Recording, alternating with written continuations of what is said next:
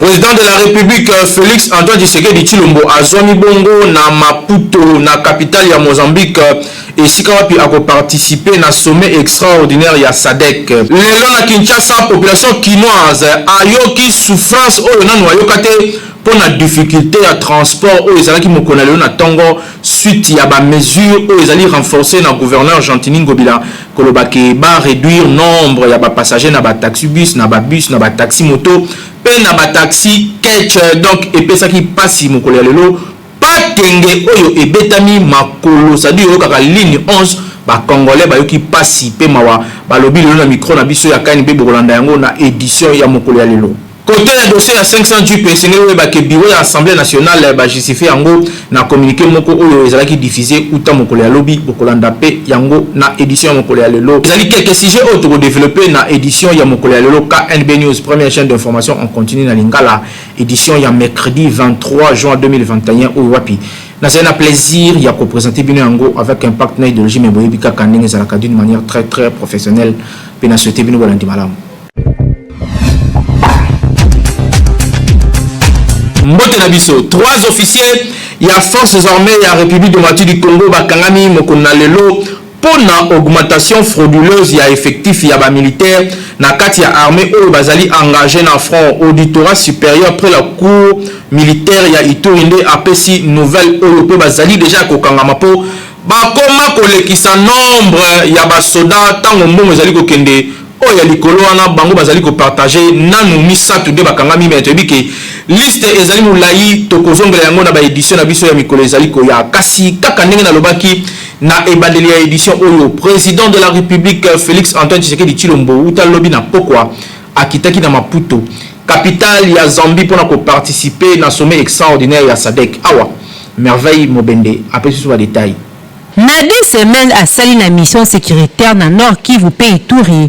Président de la République Félix Antoine Tshisekedi Tshilombo a interrompre momentanément mission d'itinérance naye pour participer à sommet extraordinaire ya communauté à développement ya Afrique australe où ezalaki prévu mokolo lelo mercredi 23 juin 2021 na fin à journée à mardi à lobby 22 juin le président Félix Antoine Tshisekedi Tshilombo ayambamaki na Maputo na ministre mozambicain ya affaires étrangères na collègue naye ya tourisme. Sommet de Maputo est exclusivement consacré au terrorisme et aux servir dans la sous-région, notamment dans Mozambique et dans la République démocratique du Congo. 16 chefs de l'État, pays et gouvernement membres de la SADC, pour finir la stratégie commune pour combattre le terrorisme et fléau où frappé particulièrement la région mozambicaine, Cabo Delgado, la province congolaise, ya Nord Kivu pays Ituri. Na ba conséquences collatérales néfastes pour na ba pays omi balé Kinshasa et l'équipe partout. Nalbaki yango na ebandeli ya édition ya mokolo ya lelo bakinoa lelo ba kembi na tongo transport ezalaki tellement difficile suite à réduction ya nombre ya ba passagers na ba véhicules sur décision ya gouverneur Jean-Tini Ngobila et puis si pasi pe mawa awa Naomi Mpila azali ko pesa biso ba détail ndenge nini ba congolais ba beti patenge. Il y a des mesures qui édicté la chef de l'État pour renforcer la gouvernance de la ville à Kinshasa, Jean-Tini Ngobila pour la lutte contre la 3e vague de Covid-19. Ils ont déjà déclaré depuis quelque temps à la RDC. Le mercredi 23 juin 2021, la population quinoise a constaté hausse de prix à transport en commun. Chauffeur, azotia prix selon volonté, na yemoko bondimilanga. Pour la population quinoise, décision est un véritable casse-tête, voire calvaire au babaki selibango, l'icolo a la difficulté. On existe déjà à la capitale congolaise, na la difficulté en transport en commun.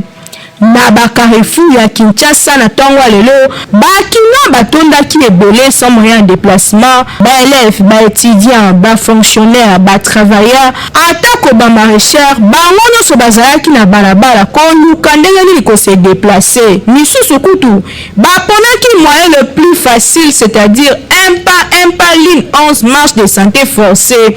Suite ya carence ya mituka na ba arrêt de bus pe hausse de prix bakiselaka yango ba demi-terrain ba chauffeur wana hôtel de ville ezotala pe ezolobelo côté.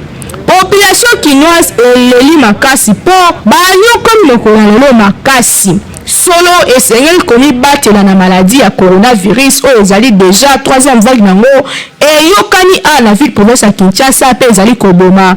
Kasi bamesure ya kozwa na ville ya Kinshasa esengeli reflete pe ba réalité ya ville na biso oyo ezalaka déjà na kati ya pasi po boye moyen ezate population aleleli autorité urbaine po ape couvre-feu ezobanda 22h juste tokosuka wapi bamisusu bakolala na ba arrêt bamisusu bakobeta makolo ti akobatama soki pe wapi po pasi ya transport na ville province ya Kinshasa. Pardon, bon yango combo. Kinshasa et l'équipe partout. Kaka na même dossier, micro ya KNB et kitaki na terrain pour na interviewer quelques Kinois oyo bakomi centre-ville na ba difficulté à kosakana te. Hervé Zaka na pegi inunga bazalaki na terrain. Papa, nazotu na d'abord ba konjo ya biso oyo baza pona biso be pona bango moko. Non, moi je regarde d'abord né au Congo. Ngamba esprit na ngeza ba Congolais te. Gouverneur a souci na biso, ya zo mona na transport za no pasi ayoko bakisa sous pasi likolo pasi. Est-ce qu'il est gouverneur à biso? Mon konzamboka pesaki discours ya 3e vague na ndenge mususu, ngobila pa EP pesi na ndenge mususu. Ngobila ami se rendre compte ya situation au peuple congolais surtout ba kinois et kinois bazo vivre na ngote. Ayebi condition na tellement yé atambola na mituka aza bien peuple congolais a souffrir pour ngobila amonango normal. Il y a aussi les gens oh bazan zinga ngobila bazo ko soutenir ba bêtise ngobila a osala. C'est ainsi les lois bandeko ba foti combien ba 10 000 ba 6 000 ba 4 000 maintenant muto yo azana musalate un coopéra aïga na ville aluka mbongo so tango foti 5 000 akomi na ville so 5 000 pe azu yangote akozonga ndaku ndenge ni. En tout cas, difficulté à transport et ça peine tellement ma casse. On a trouvé comme marché monté. Tel que nous avons témoin oculaire, il y a des difficultés à transport pour la sali kobanda sans fil. Si première rue, na tamboli na makolo. Vous comprenez? Donc c'est-à-dire que c'est le gouvernement boy. Ba mesure bazui et bien. Donc comme une situation au passage du confinement, ba diminuer effectif ya batakomata. L'État est moko, azana na ba transporter. Le transport est sauvegarde, le transport privé, le taxi est privé, parce que l'État de la transport, à part transport, le transport est athée. Alors il faut que mesure intermédiaire pour sauvegarder pour la transport. Banda chango ti villa bata mama kolo. Ngaso na bimi chance na dana mo na mabo. La futi moto ngamo banda quartier si on a commerce 5 000 francs. Boso na 5 000 francs ti. Na futa nini. Biso na Kinshasa kala ta voboité ba konsi bae ba omo créer biso ba pasi lelo bolobi mususu lelo baloni mususu bosi bobuki sando binomo so bosité binomo boye mususu bokangi batu bala to akashine binomo bolobi o 22h binomo boye o transport DD siko bo pesa avantage na bino ba protection be biso peuple papa ba peuple d'abord mais c'est de ça association Kabila no sebe to moni passe na makolo ngai na vana pétrole Congo na mko lelo na longi pétrole Congo ti bayaka na makolo bango baza godonda pona biso so biso tozate bango bakosa eloko moko te mais pourquoi banyo ka biso boye et surtout ndenga bozui ba décision ya ko réduire nombre de personnes na ba l'ITS na ba mituke to sala moi passe vont mettre le moyen to la takata ba kashine mais to kendakata na ba nombre to zanango et zo peut sa difficulté ma kasimi. Et là, on a déploré que manque criante, il y a un service, il y a l'État, il y a un parking. Les receveurs, les chauffeurs, ils respecter sous l'État, ils pesa tarif na ndenge na bango. Oyoka transport mususu 1500, transport mususu 2000, 2500. Net pona longa matete na koma na ville na fouti 2500. Siko na omel déjà a pour nos transport pour na son ndako. Donc il faut l'état a ça la suivi côté ba agent na niveau ya ba arrêt ba réglementer ba touana de façon que prix ezala ndenge l'état ba ki na ko fixer yango. Yaya kolobate naza muta kokufa lelo kutu. Ndenge naza boye banda to banda ki banda masina to ozwa camion na 14e iri. Pe na 14e mango tomati 7e. 7e to na 7e to ro matali susu zando. Yaya penda toza desi. Sina koma na ville awa toyende makolo. Transport ezate bazoboya 2 personnes ba chauffeur ba koti, oboyi 3 personnes 2 personnes ba chauffeur ba mi ba sala nde patron. Yango totangoli bena makolo ebele, amsupe ba kepe makolo. Transport ezate. Papa difficulté ya makasi bana mokile bana na mone koma fin du monde. Ya transport, toye makolo. Transport ezate. Transport bazo exiger ba mata 2 personnes à banc. Tandis que tu auras 4, 2 personnes à transport à 1000 francs et comme 2000. On l'a mis à 1000 francs et puis qu'il y a des kaka. Transport na tongo les alagité. Souffrance à ma casse. Ba gouvernement ba décision les en sens papa. On to landa ngote na tinate. Les en sens moroté. Les en sens plein. Ceux qui malades des gens en mboka, ba pia biso biloko esenga que to se protéger nango, to bimarate ko ba pays mususu. Les en décision muzo ba papa. Constant mususu ezali ke os ya ba prix esalemi ya transport to yebite ceux qui ezali ka mauvaise foi ya ba congolais to ezali nini kasi micro ya KNB to tout l'équipe quelques chauffeurs nini ezali ke ba doubler ba prix ya ba transport misusu ko to ba tripler kite zaka ke ya kolongola tete moko carburant to sombango 2000 francs yo même bato 1500 na yebite o sala ndenge ni pour récupérer 2000 wana eza pasi de 1500 les olongwana charger bazana azo moi 200 francs. Nous avons 1300 francs. Donc, ils ont passé pour que ça verse, que ça 2000. Au 10 litres, 10 000 francs. Pour que ça 10 000, en tout cas, c'est difficile. Ils ont vraiment passé. Le gouvernement, mais quand là, tu respectes les gestes barrières, cache, c'est tout.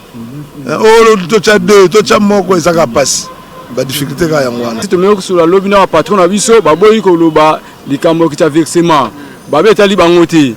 Mais tu souffrir même pas client na moment où do ba souffrir ma casse na tongo pour ya misala et belba misala te pour te transport ils ont mon raté nombre wa ngati biso wana na taxi ils ala raté et puis si entreprise à moment où ça la nation travailler ba te belfa ke misala moi ke misala exact pour le transport et comme il passe il y a un cas moisa kati wana to regretter kati wana oyo tout le monde ba revoir musala na bango et loko solo continue d'ici à semaine mabe kozala gentini il faut azongisa ba chauffeur na système na bango ne fils que mutu nyoso azala obligatoire la ta masque wana to ko se respecter mais o ba mande comment je dois tout o la ti masque te 10000 mutu ka bakangi boy komi boy 50000 sala boy mutu nyoso a policier nyoso komi ke abimi na balabala yoko sala abine mabe amoni que non chauffeur comme bilanga colis soki nini non na ya kaka na pas chauffeur na kozwa mbongo ebele abisi nini abakisi ba transport oyebi yango yango na ndenge zalaka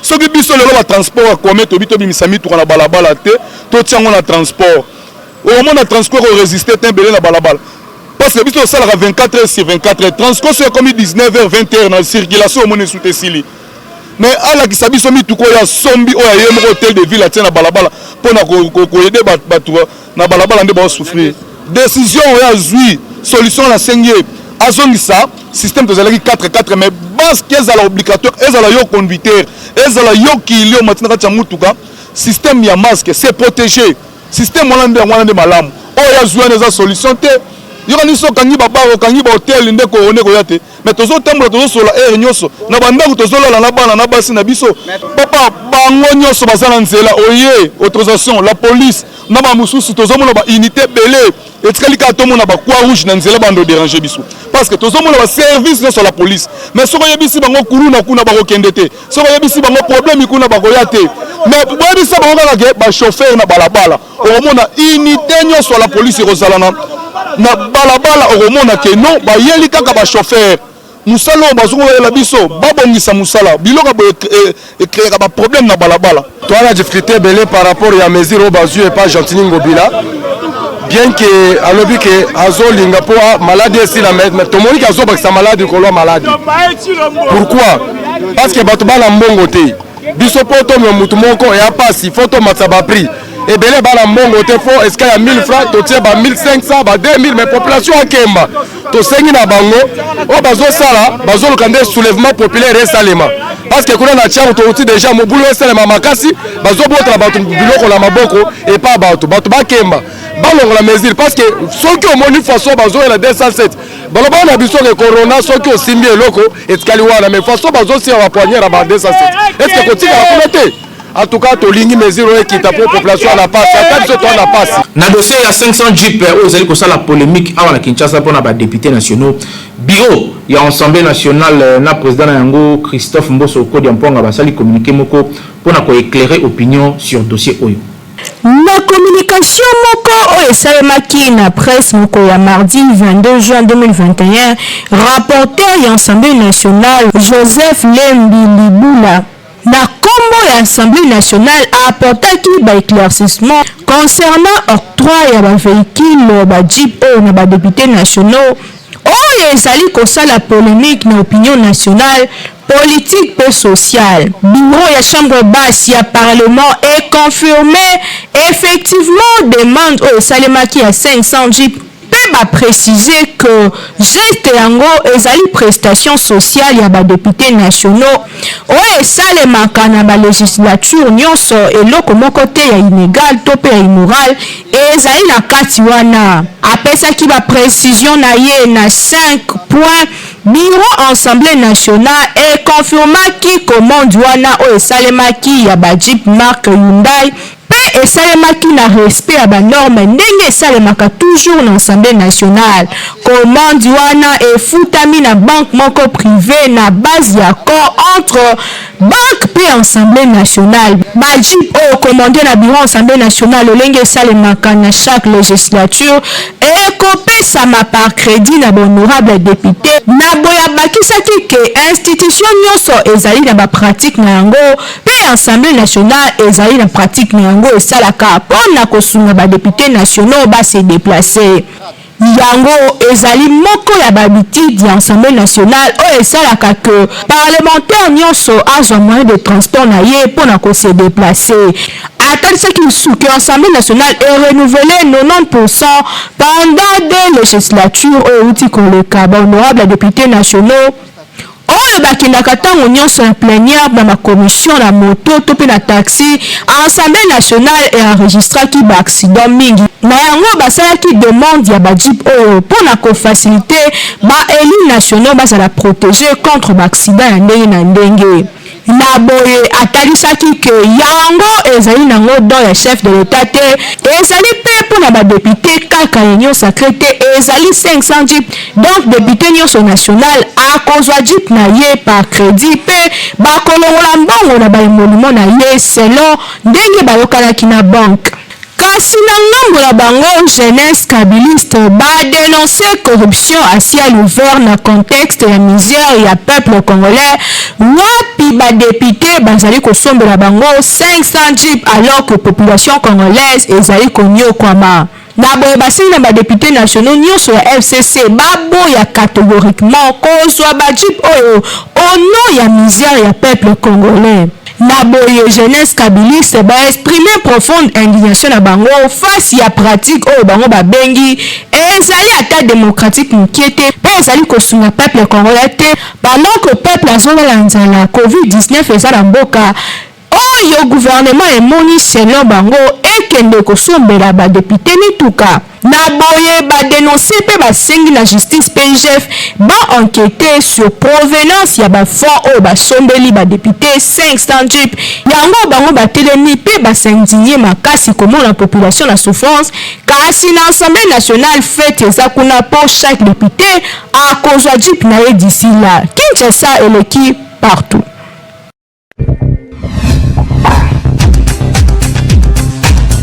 KNB News, première chaîne d'information en continu et Sika Pitosel Rabino ba émission Ndenge na Ndenge pour na divertir bino surtout pe ko informer bino na actualité oyo ezali koleka na mboka na biso kasi bobo sanate ko s'abonner ebele po bilingangeli ifanda ndiao. Il est fondamental de réformer l'appareil de l'État pour avoir des meilleures performances économiques pour Nambo Cannabis. Avant d'aller à l'instabilité politique, nous avons toujours des cambétali bongo création et la richesse, richesse ou les alibons minéraux, il y a moins de richesse, richesse ou la création, la richesse, la pour population et comprendre. Ça va. Vous savez, il faut qu'on différencie la richesse potentielle de la richesse réelle. Moi, je suis na yoboye. Si je à Mabelo, je suis na pétrole. Ça ne veut pas forcément dire qu'on est riche. Comment je dis ça? Si on n'a pas la capacité d'exploiter ce pétrole-là, on demeurera réellement pauvre. Parce qu'on ne sait pas exploiter les ressources, on ne sait pas exploiter ces minerais.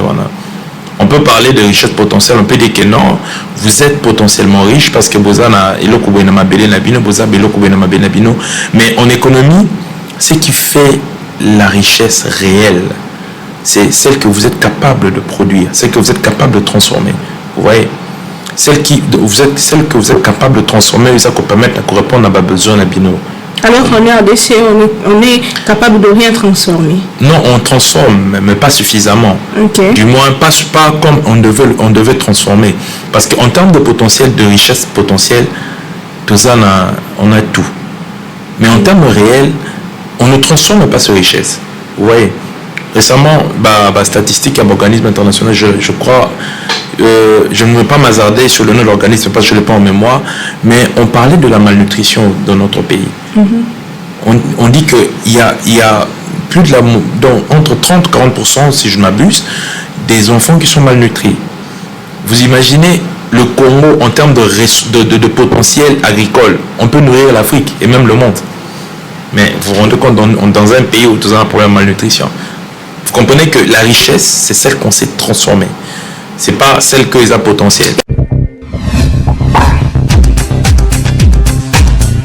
Phénomène moko et comme il na ba église et bien na Kinshasa, pasteur soki akufi, la plupart bazali kotika ba église o na bana na bango, na place batika yango na ba collaborateur na bango o babandaki église. Micro ya KNB ekitaki na terrain pour na kotuna avis à population sur phénomène oyo boyo ka bango awa. Bazali na micro ya Hervé Zaka pe Merveille Mobende. Kozala pasteur to pe kokamba bandimi eza vocation pe pasteur na pasteur azana ndenge na yenzambe abengela ye. Kasi kotonga église pe koma munene epesamela pasteur nyonso te basali ya nzambe mususu nzambe abengai kaka mpona koteya na bopito mpona kolendisa bamaladi misusu abengama kaka mpona koteya na bamatanga kolamusa bana na nzambe oyo balingaka kosepelisa nzoto ntango aza na bomoi pe abosani ki un jour akokufa misusu pe babengama kaka mpona koteya na babisi pe autre yango tomonaka basali ya nzambe ebele aza na appellation mosusu kasi ye alingi kaka asala ministère yango mingi okomona asali 5 ans 10 ans aza koavance te kasi oyo esali biso mpe pasi tolobela na sujet ya mokolo ya lelo eza ke bapasteur ebele bakomisa église lokola business mpe royaume na bango akobanda ministère na diacre na ancien to mpe na berger kasi soki kaka église ekomi munene abandi déjà kopréparer mwana na ye po remplacer ye un jour soki alembi to mpe aza lisusu na bomoi te abosani baeffort nyonso oyo bacolaborateur na ye basala mpo na église e avance yango biso magazine KNB News tokitisaki micro sur terrain mpona kotuna na population kinoise soki eza normal que soki pasteur titulaire akufi to aza sous makasi te mwana na ye ndi aremplace ye. Pasteur titulaire soki akufi to abeli bien akomi affaibli baza na église ezali administration mobimba baza na diacre l'ancien de l'église bazali bakosiéger moko kati na bango bapesi na ke mwana a remplacer ye wana eza lisusu église ete eza eloko moko oyo pasteur asali lokola royauté soki ye aza te mwana na ifa remplacer et ce n'est pas normal.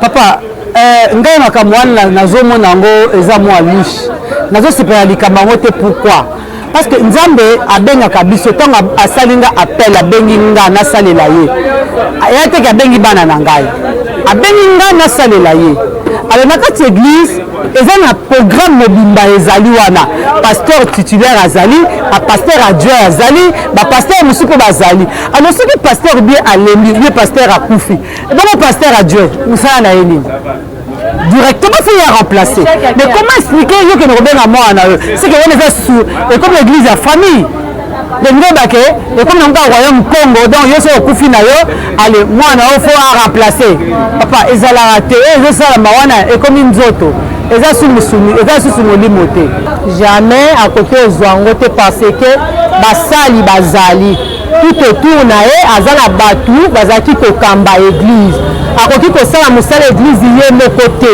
mpo akokoka te pembeni na ye azalaki na bato soki lelo alembi ubi akufi bato oyo aza na bango pembe bakozwa makambo na maboko tozonga na bible estce baeli baelize bazalaka na bana te bajosue bakaleb bazalaka na bana te balaka mpe na bana comment Moïse azotikela Josué azotikela bakaleb bakotisa bana kana estce akendaki eza libota na ye estce akendaki yo nakenda libota na ye kozwa bien mwanakazi asalaki yango te parce que bato bazalaki tout autour bazalaki koservir nzambe bazalaki wana eloko ezosamba papa tanga mpe na osepela nango te église eza kompani te église eza teke moto alobi na fonde eloko na ngai ye moko te non eza appel nzambe abengi yo soki lelo nzambe azwi yo yeba te oyo baza pembeni na oyo bakozwa relève bakocontinue mosala ya nzambe.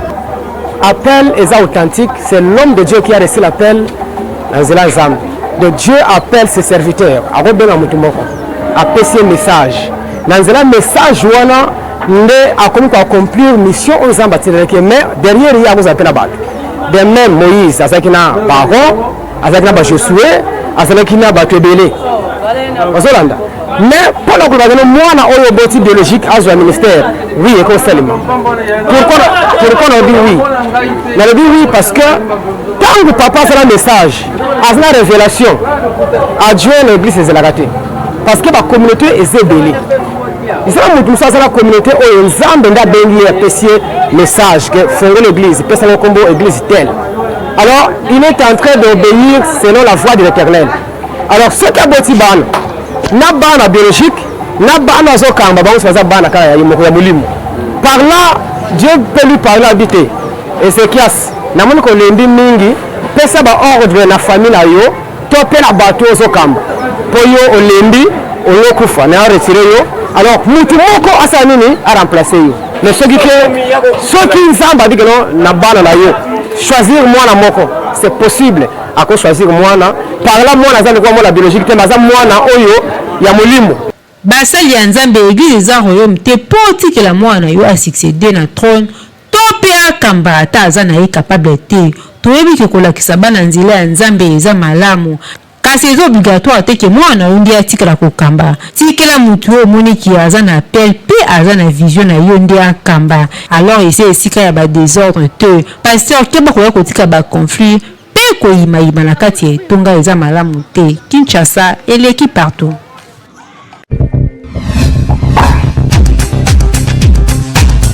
Na cadre ya Ligue nationale de football awa na Kinshasa, boyebi bien que Coupe du Congo pezali ko beta makasi.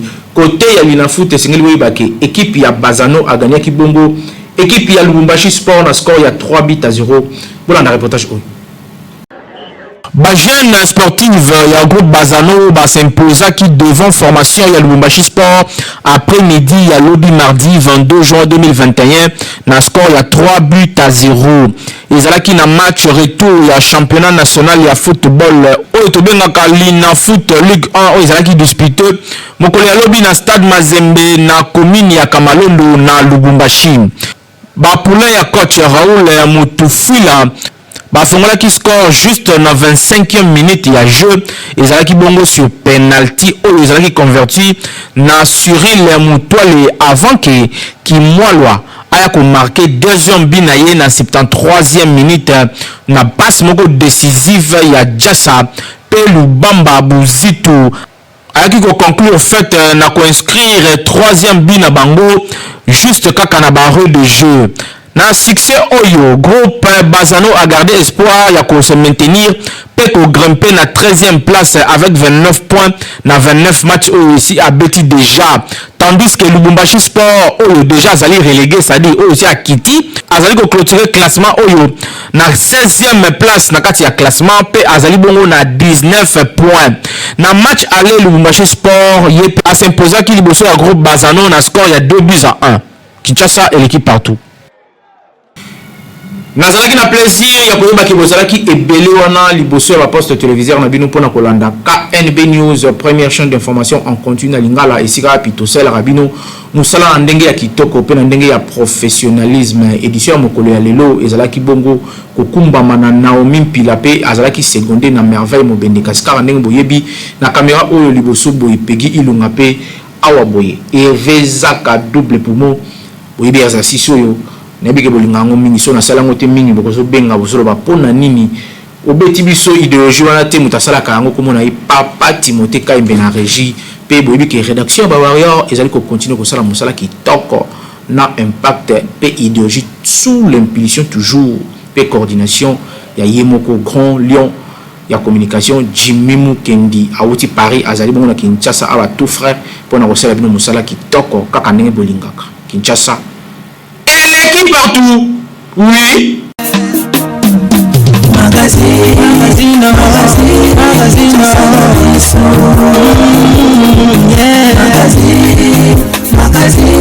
Kinshasa na biso.